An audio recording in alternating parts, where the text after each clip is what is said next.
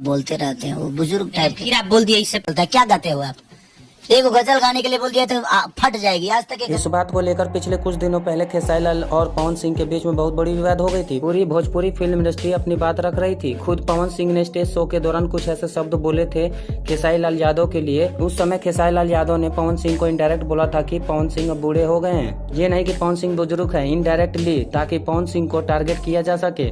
उस बात पर पवन सिंह ने ऐसे रिएक्ट किया था, पूरी भोजपुरी इंडस्ट्री में विवाद करा दिए थे।